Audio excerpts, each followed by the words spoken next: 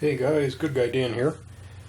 Tonight I'm going to be showing you the latest completed project, which is the HHM Liger 0 Schneider version. It's modeled by Kotobukiya, and really I just finished it last night. I did a little teaser post on Google about midway through it today, and probably when I wrap this video and get it uploading, I'll start doing the photos for the post. Before then, though, I figured I'd just take a little while, show you guys some of the things I did on this model, and take a look at it. First off, this is a larger model. I'd say in terms of part counts, it's somewhere, around the size of a Sinanju and an MG. It's a bigger kit. To give you an idea for scale, here is a 144 scale Gundam. So as you can see, it's about the same height as the top of the model. It's a very wide, kind of stout-looking kit. Certainly a lot bigger than I expected it to be. Even though I had the component parts, so it just didn't occur to me how large it would be once everything was together. Actually, looking at this now, I'd think like an MG size kit could ride this thing like a horse. Just rotate it around so you can get a look at it from all angles. Now obviously, this isn't a clean kit, this is a weathered kit, and it's really, I even hesitate to say weathered, it's more of like a seasoned kit. The series has come from, as far as I can remember, takes place almost entirely in the desert, so it kind of makes sense that it would, build up dust, maybe not even, of course, over one battle, but maybe several. So it has this light patina of dust all throughout it, and it's especially visible on, any of the darker surfaces. Adds some nice color variation on the oranges as well, and same thing with the metallics, just kind of tones everything down. What I really like is you have these big vents on all the shoulders, and there are a lot of heat sinks throughout the kit. They're great places for collecting dust. I used a couple different products to get the dust effects the way I wanted them. Primarily it was Vallejo's Desert Dust Wash, which is just an acrylic based wash you brush on, brush it into the recesses and it leaves a bit of a residue. And then the ever present Tamiya Modeling Masters, the sand kit. I followed a very simple kind of weathering scheme where I did heavier weathering, on the bottom, and went, gradually lighter as the kit went up. I also used darker colors towards the bottom, so there's more of a darker brownish dirt color on the bottoms of the feet and some of the lower areas, and then it moves up to more of a yellow sand, and then the top it's more of a white sand, just to give it some more variance and show some of the differences. In terms of painting, the kit wasn't too bad. There were a lot of areas that required masking. The little heat sinks down here, for example, are all molded in orange, need to be painted. All of the navy blue parts in the head here, all those recessed areas, those all needed to be painted. The darker part here on this main head blade and the recesses back here in this part, they all need to be masked. Even the little white stripes here in the vents need to be masked. I did a fair bit of hand brushing on this to bring out some little details too. All these little silver kind of rivety things. There's some on each leg, there's some on the chest, little silver dots up here. The kit has a lot of molded detail, especially on the darker frame beneath the armor. There's a lot of stuff that you can pick out. I've seen some examples on this kit that well, maybe not this one in particular, but like one of the other versions of the Liger Zero, that, you know, someone's gone way overboard with metallics, and I didn't want to go that far. I wanted to add detail, but still keep it kind of believable looking. We have all these kind of textured brown hoses throughout need to be masked and painted, and you know, they're all over the place. They're like 4 in the neck. Obviously, they're on each leg, the upper arms. I think there may be even some on the bottom. Speaking of which, you can see there's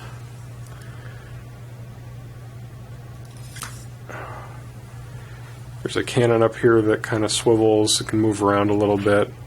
There's a joint here between the middle and front section of the chest, which allows the kit to kind of flex along the back. Back here there's a pivot so it can kind of go side to side. Obviously the legs are articulated. It's a quadruped robot, and has digigrade legs in the back, so I mean there's a fair bit of articulation. I'm, you know, used to just dealing with, you know, human style robots with human style legs, so I didn't really mess around with the legs too much just to get it into a standing pose. I just wanted something that would be solid for photographing. And, you know, when the owner gets the kit, he'll be able to monkey around with it and pose it whichever way he'd like.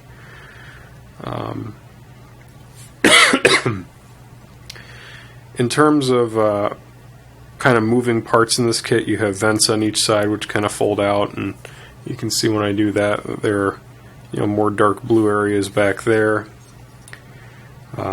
Blades here, you know, will swivel up.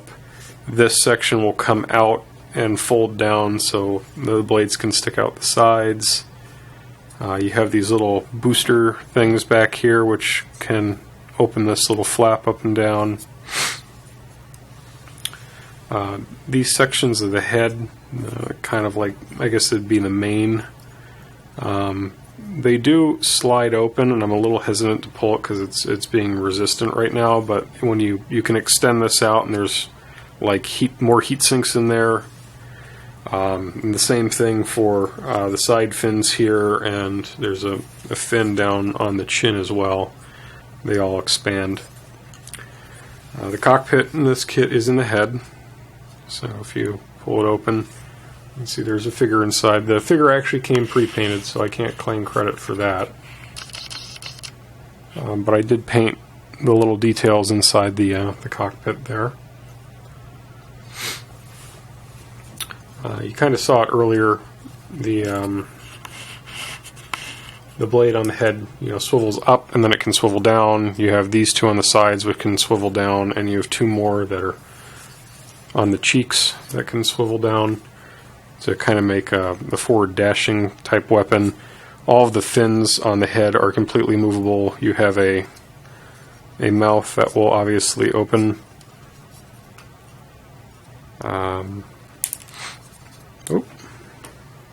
I lost one of the little radiator fins on the head. One thing I've noticed with this kit in general, the pegs on this are kind of shallow, so you do have to be a little careful when handling the model. There we go. At this point in the build, now that it's completely top coated and weathered, I'm a little hesitant to go back and add glue in case, you know, it strips away some of the paint, which, you know, the Tamiya glue can do. Let's flip this guy back around. Kind of see if it's in focus, which it isn't, so let me just drag this guy forward. The back of the fin, you have these little verniers on the head. Those are all hand painted, and they're more on each area, the sides of the head and the bottom. Let's see if we can't see the bottom. No, you really can't. The tail's got some articulation. Each segment, you can kind of see that there's a little swivel in there, so you can bring it up. This section down here, you have, you know, more blades where you can swivel it in and out. And you can actually strip all of the orange armor off of the kit. There are a few little pieces, little white pieces for the feet that can go on to replace the big pieces over here, and you can kind of leave it in its armorless form. I know Kotobukiya sold all the different armor sets for this kit separately, so you could buy just the base kit and then the armors that you wanted. This was not that type of kit. This was, the Liger 0 Schneider, so it only came with one set of armor. But presumably, if the customer wanted after the fact to buy another armor set and throw it on here and take the Schneider off, you certainly could. I found that in general, like a lot of Kotobukiya kits, it tends to have very tight part fitment. So I'm not going to try to take the armor off now that it's already on, because something might be damaged. And I don't know if for example, if this were my kit and I had the different armor sets, if I'd be willing to trade the armor pieces on and off, or if I just want to buy 3 Ligers, paint all 3 of them, and each can have its own armor set and whatnot. It just depends on how risk averse you are. Overall, in terms of the build quality of the kit, the amount of time I spent on it, it wasn't too bad. It's definitely in line with my expectations for Kotobukiya at this point.